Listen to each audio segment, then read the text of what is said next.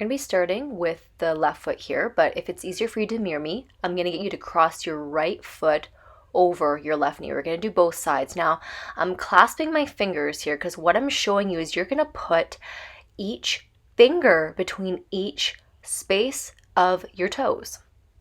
It can be a little painful, so if it's too much, just do as best you can. And use your other hand to assist you like I'm doing here. So you're going to gently rotate it. So what we're doing here is this is a passive movement, meaning that it is your hand that is moving your foot. So you can really see the clasping of my fingers right between all my toes.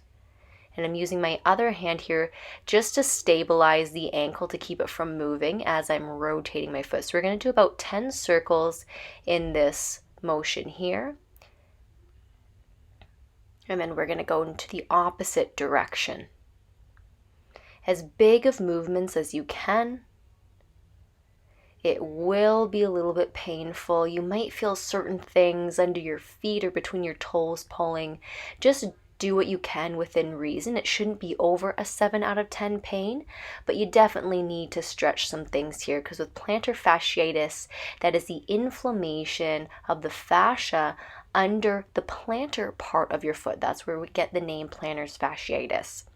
And we need to now reestablish that. So I'm going to get you to grab right around the bottom of your ankle, almost right in front, and we're going to be twisting, almost like wringing our foot like a cloth.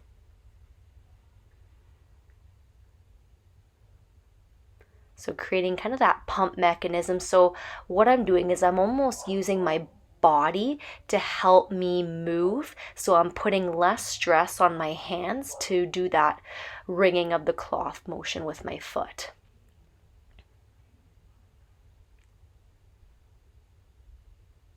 And just a couple more. Good job. So now we're going to be doing forward and backward motions. Again, try to stabilize. So I'm using my hand on the upper part of my calf just to keep that steady and moving passively. My arm is doing all the work as I'm moving my foot.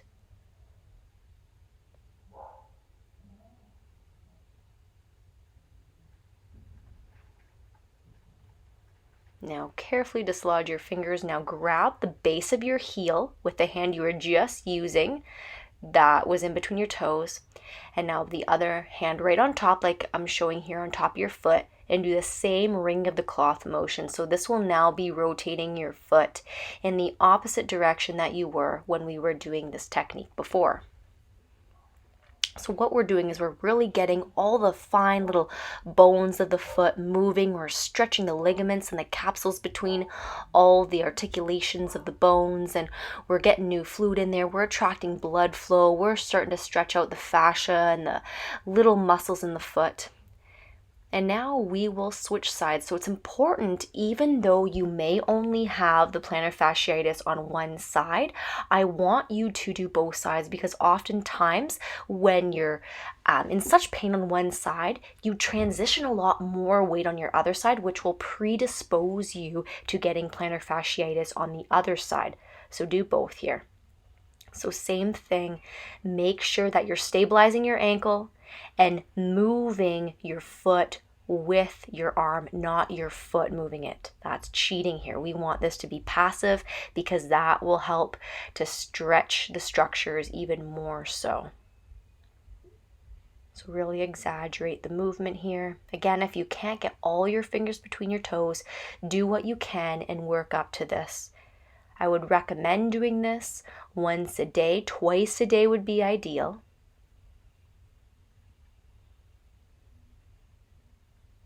And we'll rotate the other way.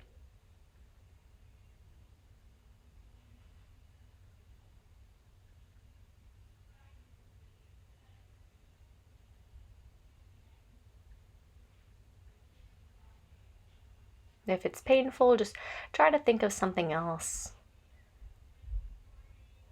Good, and twisting.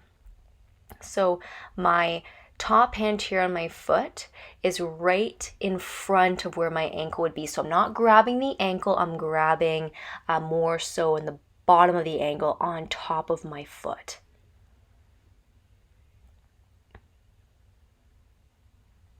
Again, use your body to help you do that twisting motion to take a little bit of stress off your hands and to ultimately get a better stretch of the foot. Now that backwards and forward motion of the foot. And stabilize the leg and exaggerate the movement as best you can. Here's a close-up here.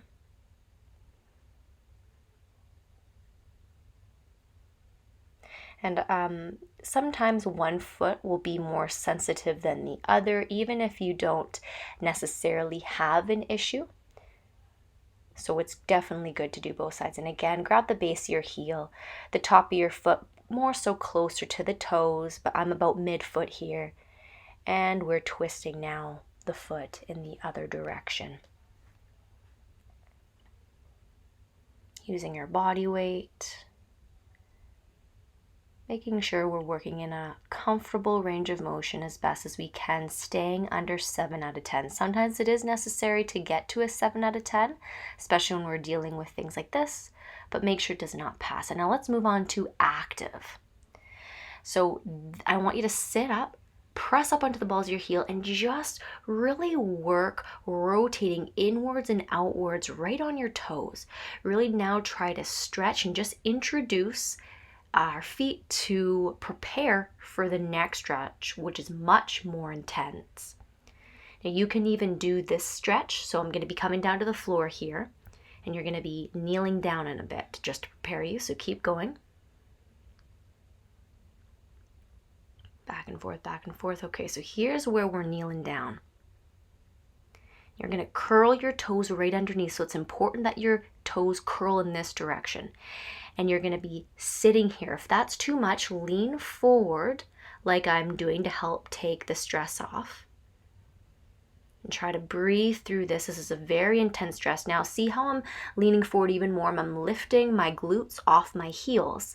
That is to take even more pressure, but I'm going to do the full stretch, which is putting all my weight on my heels, really getting a stretch under my toes and underneath the plantar fascia, because that's what we want to stretch. So you ideally will hold this for 2 minutes, and we're holding it for about that in this video. But I just say that so that you can do this stretch throughout the day on your own.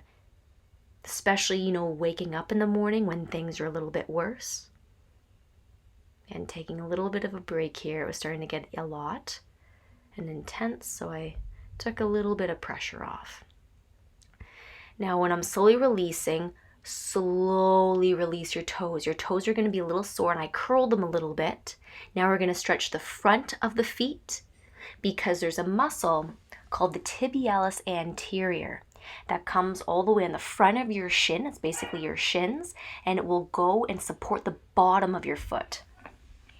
So moving on, we're going to do a trigger point release of the calf. Okay, so this is stretching now the backs of the legs, because 99% of clients who come in to see me for plantar fasciitis, I'm also treating and releasing and doing other mechanical alignment techniques for this. Now what I showed you here, and I kind of laughed, is I'm using a dog toy. But I want you to use whatever you have around the house. Make sure you have good posture. Now you're going to be pointing and flexing here your foot. And toes inwards and then outwards, inwards and outwards. And circles, 2 each way in and 2 out. And we're going to slowly roll it up. So nice flexing and pointing, 3 each. Now toes in and out, in and out, in and out. So total for 3 there. Now 2 circles out and 2 circles, and really exaggerate the movement. Now, why my hands are resting right above where this ball is, or in my case, the dog toy, is I want to put and lean and put pressure on that so I'm getting a good trigger point release. But remember, when you're hinging forward like this, you want to make sure that you're keeping your back straight to protect it. Don't allow yourself to slouch. Now roll it forward or back again and flex and point for 3. And now in and out motion with your toes for 3 each way. You might start to feel a burning here on top in that tibialis anterior area.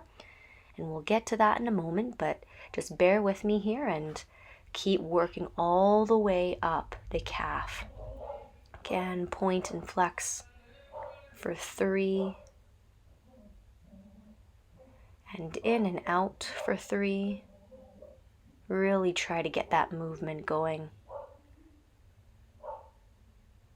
And a lot of people are surprised with how tight their calves are.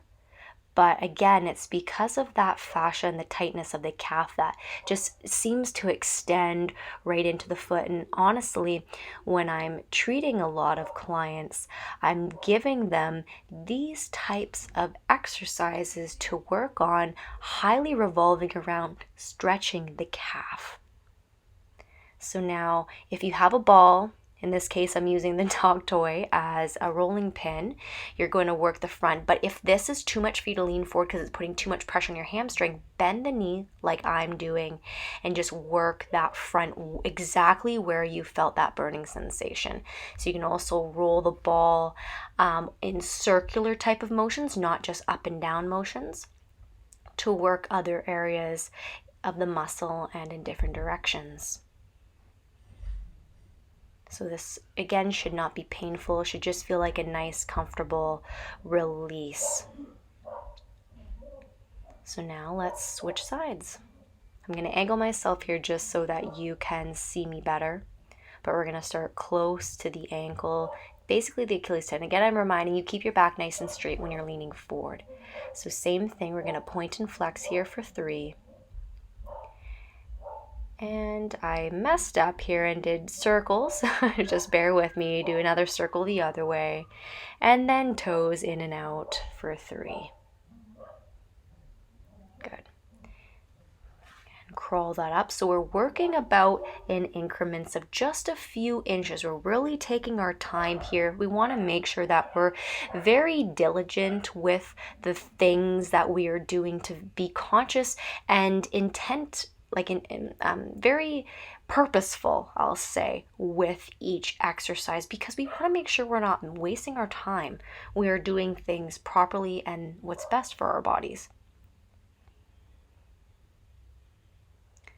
Gonna roll it up again. And 3 here, point, flex, 2, and 3.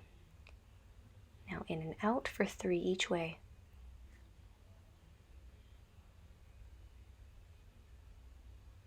And circles, go 2 out, nice big circles, and 2 inward. And again, roll it up another couple inches. Now also too, if there are certain areas in your calf, especially the side that you have plantar fasciitis on, pause the video for a moment and maybe just let that tennis ball or whatever you have sit on that spot until it releases and goes away. So all of a sudden that 7 out of 10 pain will decrease to a 1 out of 10, to the point where you barely feel it. And point and flex.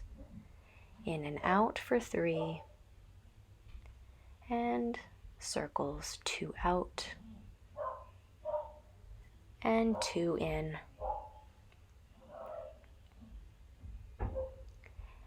And finishing off on top here, point and flex. So the reason why we're going right up to the knees, a lot of people are surprised that that gastrocnemius muscle, so that one of the biggest calf muscles, or sorry, the one that you can see, the soleus is the biggest calf muscle, goes all the way up into the back of the leg above the knee crease. So again, work the front.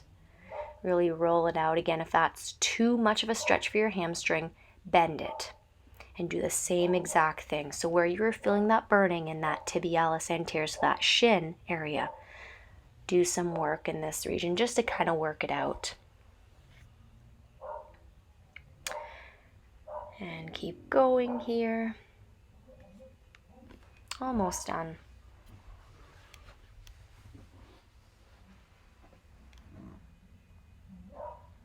Kind of going back and forth. I apologize if you're hearing my dogs or playing downstairs. Good.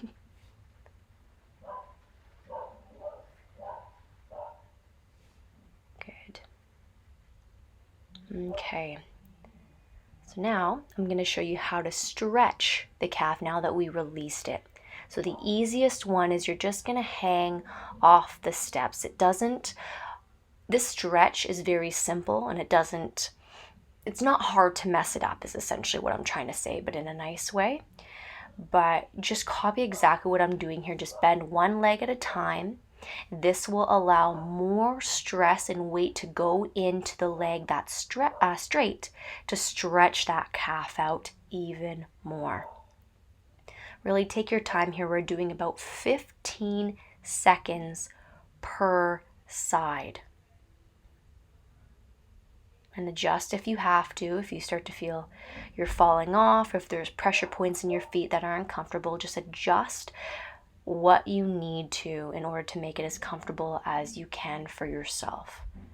Because we want this to help you, not make things worse.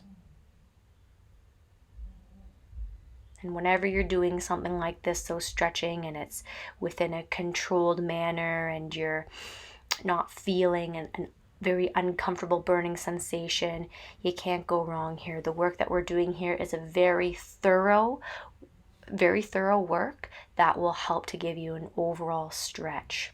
Because we're even going right up to the hamstrings. Because again, when I see people in my clinic, I'm even working in the hamstring area with manual techniques because it's all connected. Fascia is all connected. And if you're new to this channel and you're not aware what fascia is like a Spider-Man suit that encases your entire body. So it's that layer right underneath the skin that stops your skin from gliding all over the place, essentially. So now take a little bit of step forward with one foot, and the foot that's hanging off the edge, bend the knee slightly. This is going to stretch that soleus, which is that big muscle of the calf. The soleus is the biggest muscle. It's actually about twice the size, depending on the person, of the gastroc, which people know as the calf. Okay, and then again, step forward with the other leg, bend the knee of the heel that is hanging off the step. And really breathe through this exercise, embrace it. So the reason why we do this series of stretches over and over again, and we're not just going to do one 30-second stretch each side, is because the body will automatically go into a protective state because it thinks, oh, the joints are in danger, and it tightens up the muscles. And then that makes it harder for them to actually stretch for you to get the complete benefit from it. So we keep repeating, we keep holding it so that the muscles eventually relax when they know the joints are safe.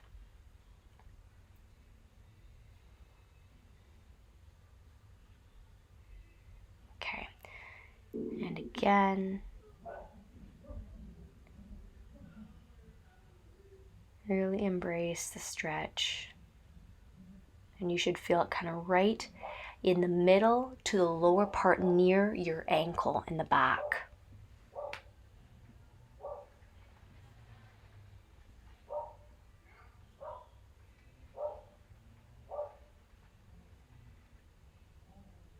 All right, so let's stretch the hamstrings here. So when we're leaning against the wall, I want your heels about 6 inches in front of the wall. Now keep your back nice and straight here like I'm showing you here. I do not want you to slouch. So if you can only bend as much as this, stop there. I was a dancer and a gymnast, so my flexibility is a little bit higher so I can go to that range. But I only want you to do what you can with keeping a completely straight back and feeling the stretch in your hamstring area. And keep breathing through this. I want you to breathe with your belly. I don't want you to hold your breath. Now let your head hang here. This is just going to help to give a complete posterior chain release. So that's the fascia chain. It's called a posterior cross chain. You're stretching that by letting the neck drop. Now straighten your neck back up to keep your back completely straight. And if you can, walk down your hands an inch or so lower down your legs, only if your back can remain straight. And again, I'm going to walk down a little bit more, but if that is too much for you, please just stay in that position you are. Keep breathing and keep holding that same stretch. As soon as you start to feel your back bend, crawl up. Now I want you to crawl yourself up. I don't want you using your back to recover here. That's very important. I want to thank you for watching this video. And if you like this video, please subscribe, share, and comment.